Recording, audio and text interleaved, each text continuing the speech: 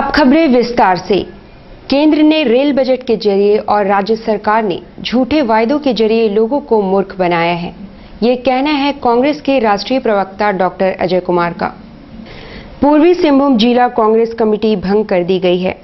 राष्ट्रीय प्रवक्ता डॉक्टर अजय कुमार ने तिलक पुस्तकालय में पहले रेल बजट पर केंद्र सरकार की खिंचाई की, फिर रघुवर सरकार पर भी हमला बोला।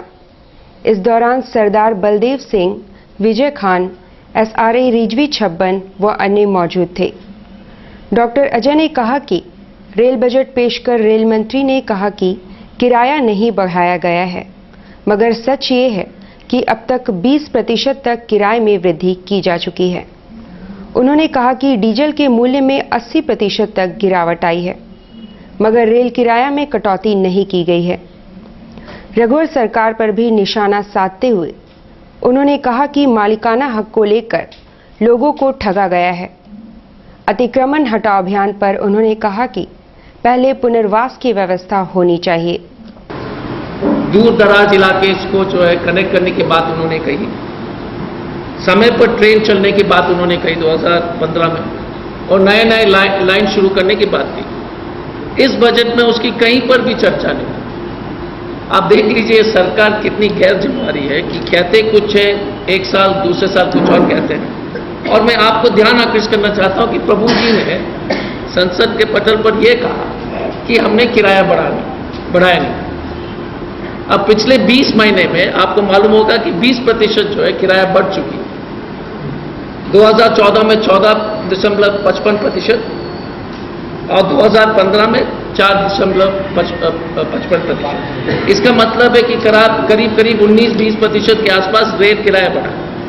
आप उस परिप्रेक्ष्य में अगर आप देखेंगे तो कांग्रेस यूपीए सरकार के 2004 से 2014 तक एक बार भी रेल किराया नहीं बढ़ा, एक बार भी।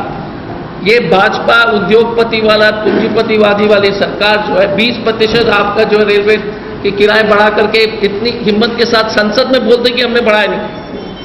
इससे बड़ी ढोंगी वाली पार्टी जो इस देश में हो नहीं सकती। प्लेटफॉर्म टिकट 100% बढ़ी, कैंसलेशन चार्जेस 100% बढ़ा।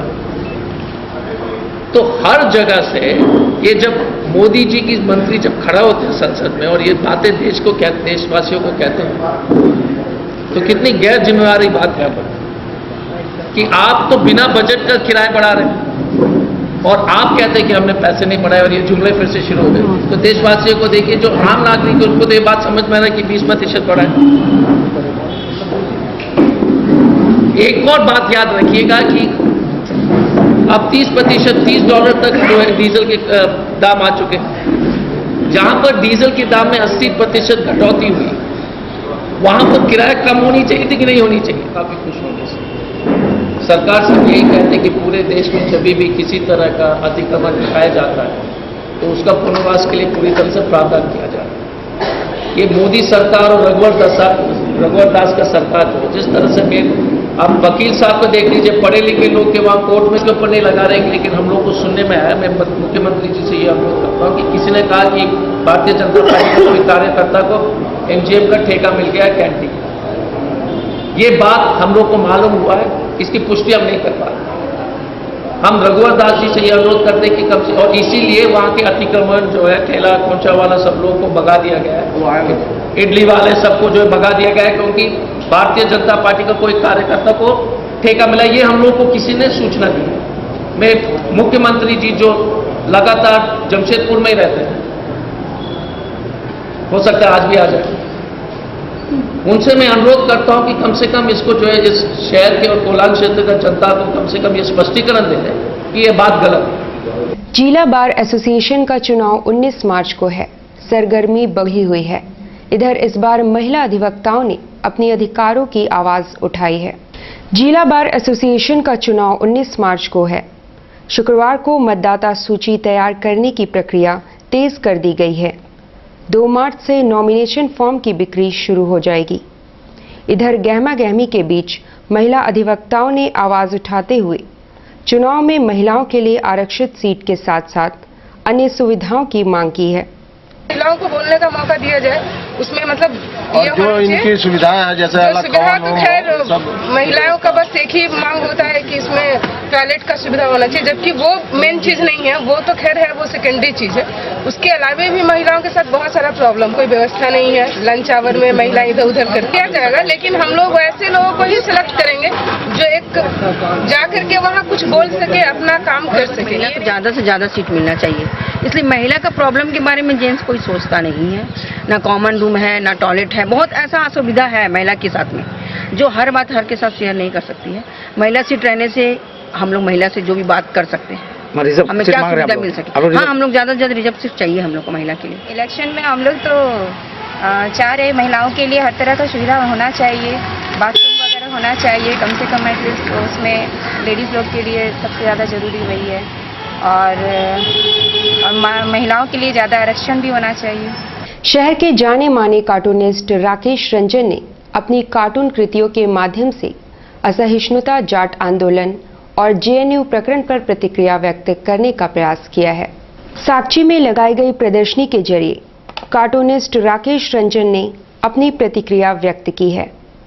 अभिव्यक्ति की स्वतंत्रता के अलावा जेएनयू प्रकरण, जाट आंदोलन और असहिष्णुता पर उन्होंने कुछ कार्टून कृतियां बनाई है।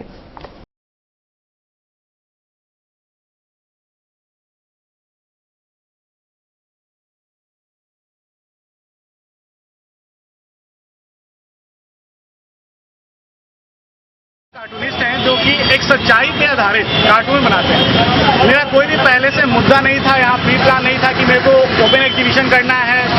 कोई भी एग्जीबिशन लगाने से पहले 1 महीना समय लेना पड़ता है, सोचना पड़ता है। लेकिन हुआ क्या कि ये सब जो हम यूज कर रहे हैं इनटॉलरेंस, कहीं ना कहीं मेरे साथ हो रहा है। जेएनयू का जो मुद्दा है, पहले तो इसको हम क्लियर कर दें कि जेएनयू का जो भी मुद्दा, जो भी आवाज उठे हैं देश के खिलाफ, वो गलत है, वो सजा के पात्र है, वो होना चाहिए।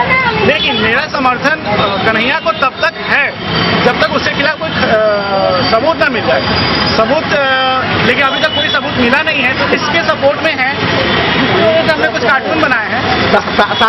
फोटो के साथ सारी चीज दर्शाना चाहते हैं आप? जी जी जी। क्या क्या दर्शा रहे हैं आज यही दर्शा रहे हैं कि एक तो रिजर्वेशन हरियाणा में जो मुद्दा हुआ, ठीक है, और एक तो ये जेएनयू में जो हो रहा है, ठीक है ना, उसको सही तरीके से पेश किया जाए। मीडिया जो तोड़ ममोड़ के पेश कर रही है, जो पॉलिटिशियन उस पर अपना रोटी सेक रहे हैं, वो चीज ना हो। मौसम ने अपना मिजाज बदल दिया है। आकाश में बादल छाए रहे और शुक्रवार को दोपहर बाद रिमझिम बारिश भी शुरू हो गई। मौसम विभाग की माने तो अभी 3 दिनों तक रिमझिम बारिश होती रहेगी। लोग हर दिन मौसम का बदला हुआ रूप देख रहे हैं। शुक्रवार को सुबह से ही मौसम सुहाना था। आकाश में बादल छाए थे और तेज हवा चल रही थी। अपराह्न एक बार फिर मौसम ने करवट ली और रिमझिम बारिश आरंभ हो गई। लोग बरसाती और छाते लेकर जरूरी कार्य निपटाने निकल पड़े। फरवरी माह में कभी गर्मी का एहसास, तो कभी सुहाना मौसम, तो कभी बारिश ने लोगों को कंफ्यूज कर दिया है। मौसम विभाग की माने तो अभी 3 दिनों तक आकाश में बादल छाए रहेंगे और कहीं कहीं छिटपुट बारिश भी होगी। इसकी वजह बंगाल की खाड़ी में उत्पन्न निम्न दबाव बताया जा रहा है। अच्छा लग रहा है, गर्मी था, अभी मौसम अच्छा हो गया, ठंडा लग रहा है, पानी गिरा हल्का, बारिश हो रहा है, तो बारिश में खूब मजा ले रहे हैं। बहुत ही बढ़िया लग रहा है। पहले से तो काफी अच्छा हो गया है ना, गर्मी काफी हो गया था।